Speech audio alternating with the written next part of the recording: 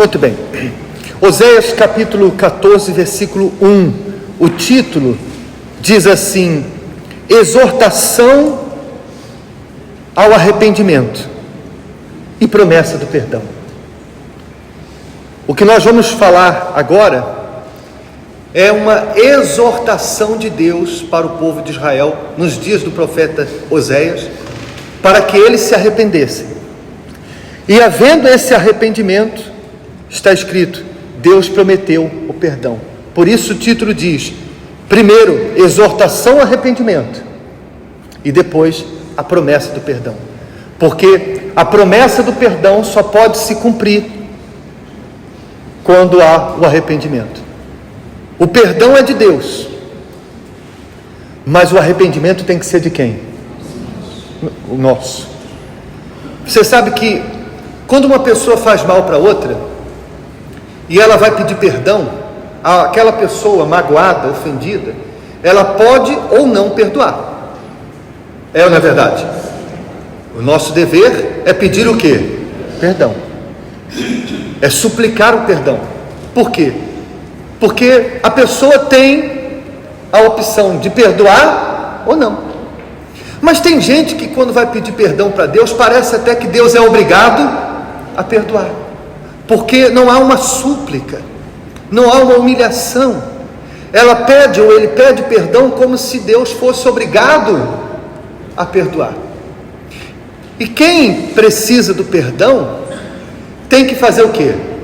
Tem que se humilhar, tem que suplicar, porque quem ofendeu não tem o direito de exigir o perdão. Você concorda comigo? Se eu ofendi uma pessoa, eu não posso exigir, você tem que me perdoar. Eu te ofendi, eu fiz mal para você e você tem que me perdoar. Não posso. O que eu tenho que fazer é reconhecer que eu fiz o que não deveria ter feito e suplicar que ela tenha misericórdia de mim e me perdoe. E com Deus não é diferente. Deus, ele estava estendendo o perdão para aquelas pessoas, mas ele disse, deixou claro, a condição para o meu perdão é que você se arrependa. Eu não posso perdoar, eu quero perdoar, mas eu não posso perdoar você se não houver o arrependimento. Então ele diz assim, versículo 1, converte-te, ó Israel. Algumas traduções diz, volta, ó Israel, ao Senhor teu Deus. Por que que em algumas traduções está converte-te e outras volta-te? Porque a palavra conversão na Bíblia, no original hebraico em que foi escrito esse texto, tem o mesmo significado, porque se converter significa o quê? Se voltar. Uma pessoa, quando ela se converte, significa que ela se voltou para Deus. E na igreja nós só temos dois tipos de pessoas: os convertidos e os que ainda não se converteram.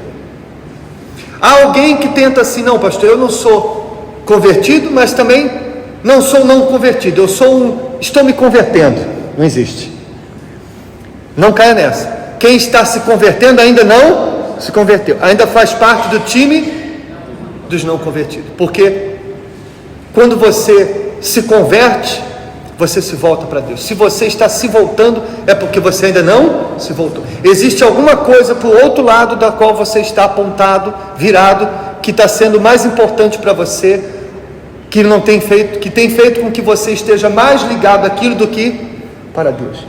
Porque quando a pessoa se converte, ela sai do caminho dos vícios, ela sai do caminho da incredulidade, ela sai do caminho da prostituição, da mentira, ela sai dos caminhos errados e volta para o caminho certo, o caminho de Deus, que é estreito, apertado, mas que conduz à salvação, à vida eterna. Amém? Então Deus estava dizendo para um povo que tinha se afastado dele, um povo que tinha se desviado dele através da adoração a outros deuses, um povo que antes contava com Deus, tinha aliança com Deus e por isso contava com Deus nas suas batalhas, e agora estava fazendo alianças com nações pagãs, como vai citar aqui a Assíria, que era a vizinha do norte, o Egito, que era o vizinho do sul, e assim eles viviam de altos e baixos. Quando o vizinho do sul ameaçavam, eles faziam aliança com os vizinhos do norte, a Síria. Quando aquela aliança azedava, eles faziam aliança com quem? Com os do sul.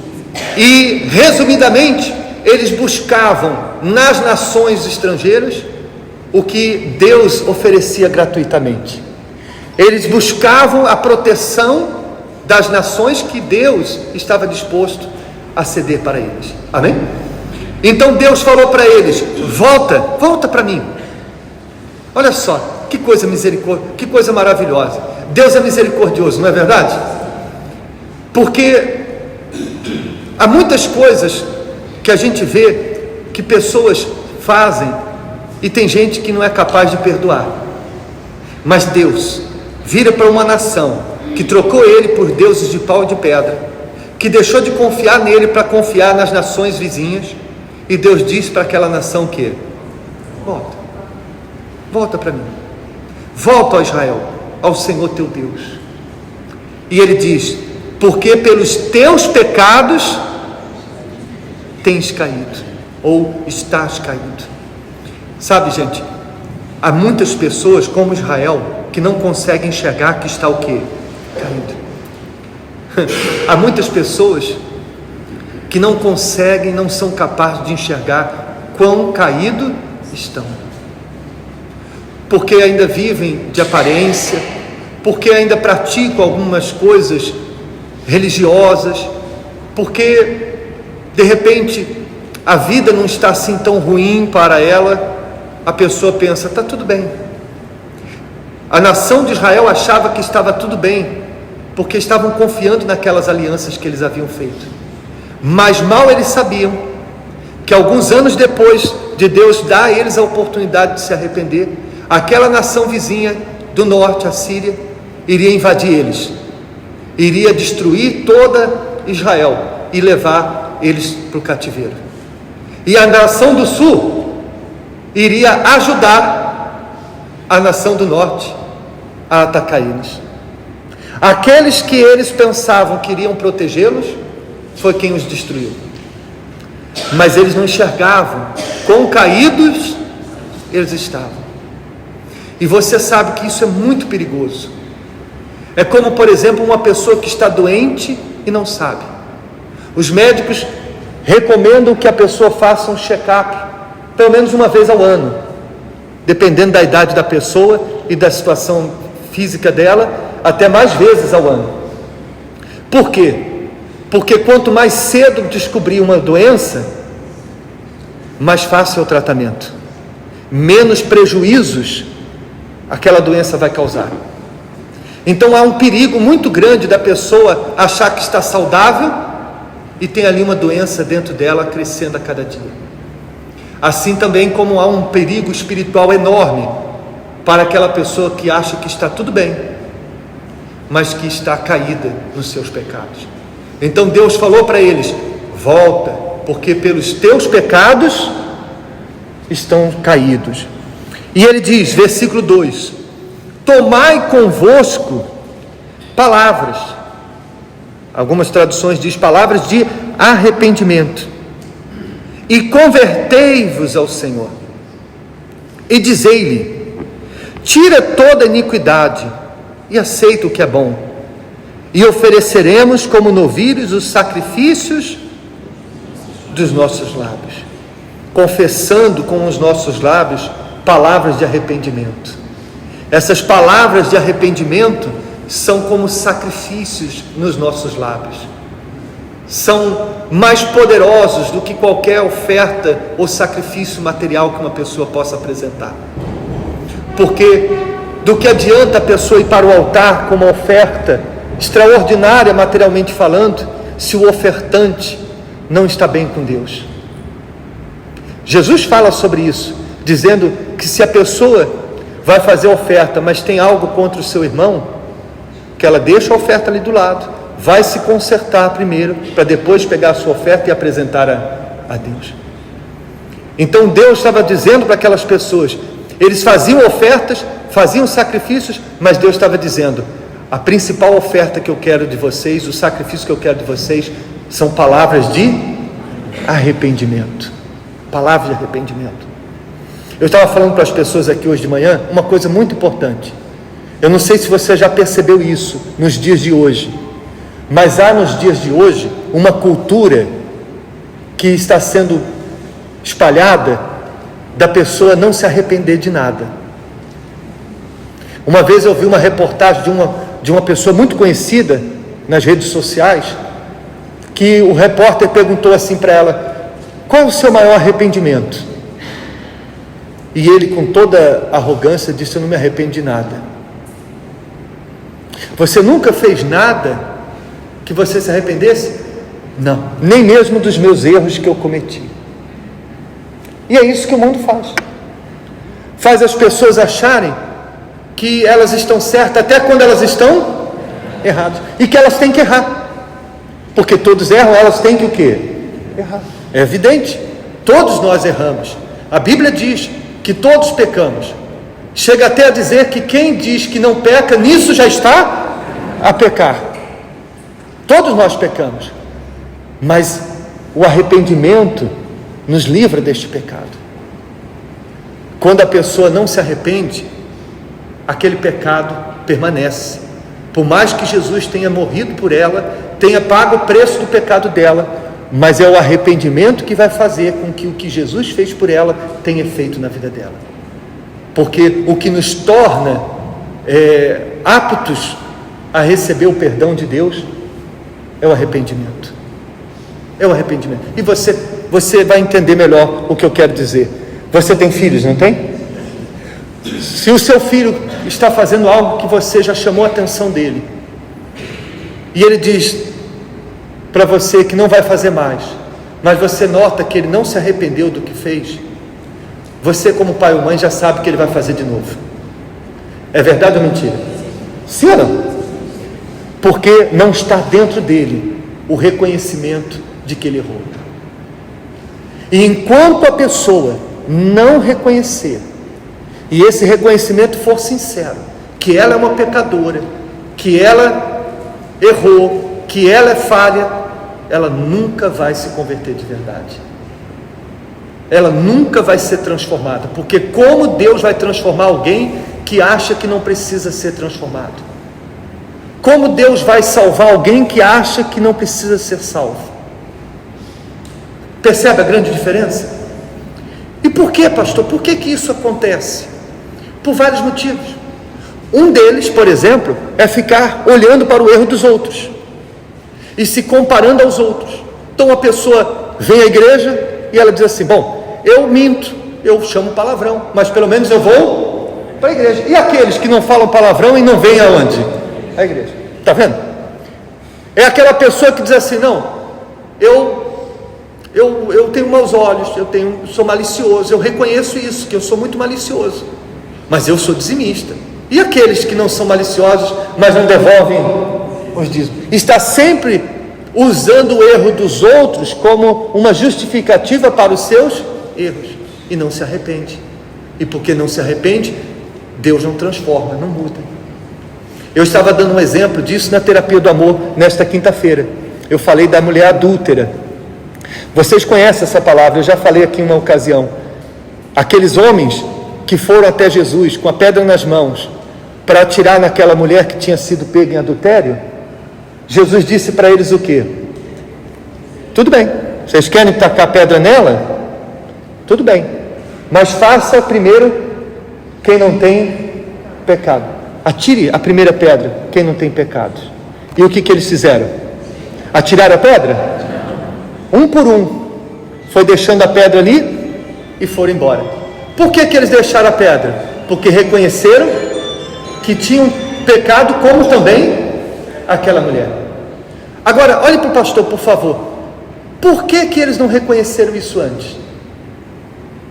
Por que antes de querer atacar pedra naquela mulher, por que antes deles quererem atacar ela pelo erro dela, eles não reconheceram que eles também estavam errados, porque os olhos deles estavam onde? No erro da mulher, e por isso eles olhavam para o erro dela e não enxergavam o erro dele. E eu falei isso na terapia do amor, porque isso acontece muito no casamento. Às vezes a gente atende casais com problema, aí a gente senta, então, senhora, a gente começa pela mulher, normalmente ela tem uma listinha mais comprida. Então, senhora, o que se passa? Ah, porque ele. Aí a gente, então, senhor, o que o senhor tem a dizer? Ah, porque ela e ela. Aí a gente vira e diz, e então, senhora? Aí ela, mas é porque ele. E assim, às vezes a gente fica horas. E qual é a solução? Qual é a solução? Senhora, a senhora não pode mudar ele, mas pode mudar a senhora. E se a senhora mudar a senhora, já é metade do problema resolvido. O senhor não pode mudar ela. O senhor já falou o que o senhor quer, mas ela não faz. O senhor não consegue mudar ela, mas pode mudar o senhor. Então não fique focado nela, mas foca no senhor. Se o senhor mudar, já é metade dessa conversa da gente resolvido. Tá bom, vamos fazer isso. Semana que vem, tá lá os dois de novo. É você. Porque ninguém muda, porque quer que o outro mude. Ah, por que eu vou mudar se ele não muda? Por que eu tenho que me arrepender se ele não se arrepende? Por que eu tenho que perdoar se ele não se arrepende? Está entendendo sim ou não? Então, quando a pessoa, ela olha para o erro dos outros, ela não olha para os erros dela, e porque ela não enxerga os erros dela, ela não se arrepende. A partir do momento em que ela deixar de olhar para o erro dos outros, e todas as vezes que os erros dos outros lhe chamar a atenção, ela parar e pensar o seguinte, bom, deixa eu olhar para os meus erros, ela vai mudar dia após dia, ela vai descobrir erros que antes ela não via, ela vai se consertar de erros que antes ela nunca havia se consertado, e quanto mais ela se arrepender e se consertar, mais íntima de Deus ela estará. Amém? Está claro, sim ou não? Então Deus falou para eles, eu quero palavras de arrependimento, sacrifício dos vossos lábios, palavra de arrependimento. Senhor, me perdoe, eu não sou merecedor, nem sequer de lhe dirigir qualquer palavra, tem misericórdia de mim. E Ele com certeza vai perdoar.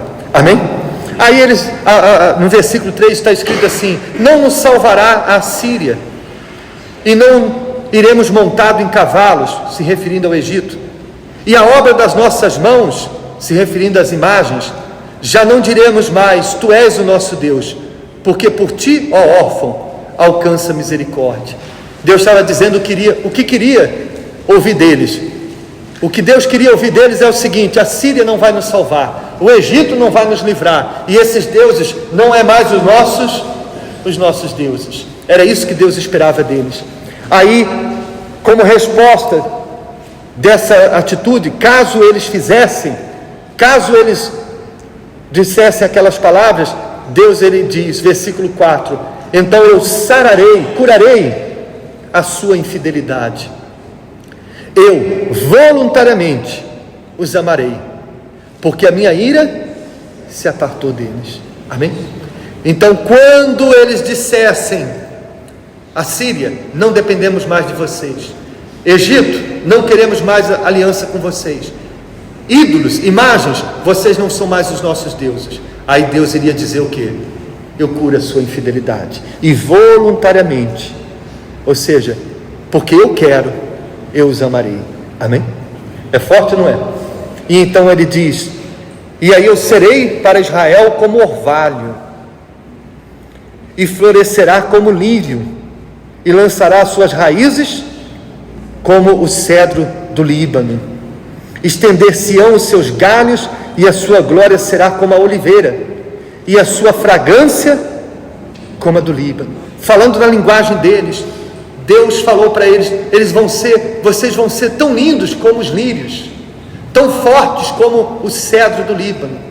Só para você que não conhece, o cedro do Líbano é uma das árvores mais altas, com as raízes mais profundas, humanamente falando, impossíveis de serem arrancadas do chão. É até hoje considerado uma das árvores mais fortes que existem. Deus está dizendo que assim eles serão. Ninguém vai arrancar vocês da sua terra. Suas raízes serão fortes como o cedro do Líbano. E o que mais? Voltarão os que habitam debaixo da sua sombra, que eram aqueles estrangeiros, nações vizinhas que se convertiam, pessoas que não eram da nação de Israel e que se convertiam com o testemunho deles, vinham para debaixo da sombra deles. Esses também serão vivificados como trigo e florescerão como a vide, e a sua memória será como o vinho do Líbano. Efraim, que é como também chamavam o povo de Israel, dirá: que mais tenho eu com os ídolos? Eu o tenho ouvido e cuidarei dele. Eu sou como a faia verde, de mim é achado o teu fruto. E ele termina dizendo: quem é sábio, para que entenda estas coisas, e quem é prudente, para que a saiba, porque os caminhos do Senhor são retos, e os justos andarão neles, mas os transgressores nele cairão. Há um caminho, o caminho de Deus. O caminho de Deus é a vida vivida de acordo com a sua palavra. Quem é sábio entende estas coisas. Quem é prudente aceita o que é bom, aceita este caminho, mas os transgressores cairão. Então, resumidamente, a palavra de Deus para o sábio prudente, o humilde, que obedece essa palavra, que se converte verdadeiramente a Deus, essa palavra é para ela, como está escrito aqui: os caminhos do Senhor são retos e os justos andarão neles. Essa palavra serve para conduzi-lo, protegê-lo, guardá-lo. Mas a mesma palavra que protege, que guarda os que obedecem, é a mesma também que vai condenar os que não obedecem. Você sabe, a palavra de Deus é chamada também de uma espada de dois gumes. A espada de dois gumes é chamada assim porque ela tem corte dos dois lados. E assim é a palavra de Deus. Ela tem o lado de transformar qualquer pessoa. A gente vê testemunhos maravilhosos, pessoas que foram ladrões, bandidos, prostitutas, pessoas que eram viciados, pessoas que viviam, eram rejeitados por tudo e por todos, e que quando se arrependeram e se voltaram para Deus, essa palavra transformou eles. Hoje são pai de família, hoje são pessoas completamente regeneradas. Mas há pessoas que se afastaram dessa palavra, se desviaram dela e hoje estão completamente desfiguradas. Porque se a palavra de Deus serve para transformar e salvar, aqueles que rejeitam, aqueles que desobedecem, acabam tendo o efeito contrário. É assim, por exemplo, com a lei dos homens. A lei dos homens é assim: quem pratica a lei dos homens tem com a lei a proteção. Se alguém se levantar contra você, levar você para o tribunal e você está andando na lei, você está protegido. Não é verdade? Não é assim? Você está protegido. Você vai para o tribunal seguro. Eu estou de acordo com o quê? Com a lei. A lei me protege. A lei me guarda. Mas quando a pessoa não pratica a lei condena ela. É a lei que vai condenar ela. É a lei que vai colocar ela por trás das grades.